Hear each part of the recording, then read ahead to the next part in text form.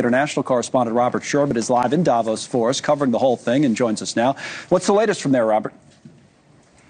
I mean, you're absolutely right, Connell, that this has been the talk of, frankly, the entire continent of Europe, as Europeans across the region have been bracing for what is to come out of these conversations revolving around Greenland.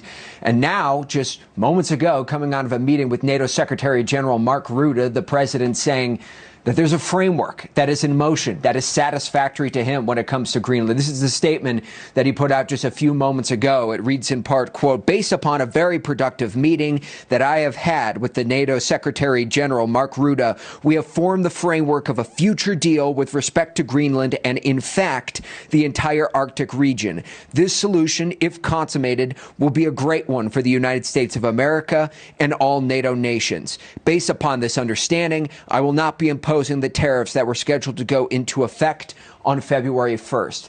That threat of tariffs has without question rattled much of Europe here, and that's what they were waiting to hear more on. But by that same token, Europe has taken action today as well, with EU's parliament voting to effectively suspend and put on hold this trade deal that the White House had brokered between Europe and the U.S., putting it on hold for the temporary being as the United States continued to make this push for Greenland. Nevertheless, you now see this movement coming here in which the president says that there are going to be more negotiations to come. His team is going to continue to have these conversations with NATO about what exactly this deal is going to look like.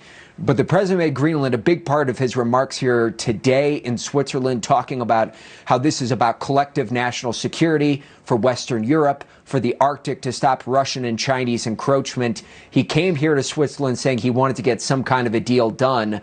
And so far, the initial indications are the conversations with NATO have satisfied his security concerns. Connell. Right, yeah, the tariffs are now off the table. You're talking about how Europe had been rattled by all of this, and you're right. I also feel like for all of us, it's been something of a distraction from other issues that we should be talking more about, like Ukraine, for example, although I know that came up today in the speech and other conversations, the war in Ukraine.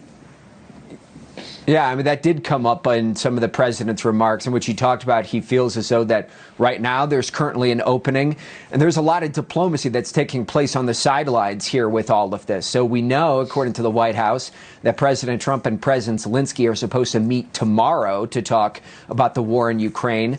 But also we know that his negotiators, such as Special Envoy Steve Witkoff, they've been having conversations with the Russians here in Switzerland.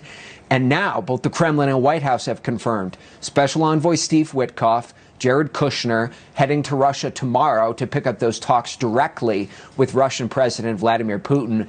Those conversations with the Russians, with the Ukrainians, happening simultaneously as the White House wants to get an alignment here on exactly where all these parties stand in hopes of pushing forward with diplomacy in the coming days here.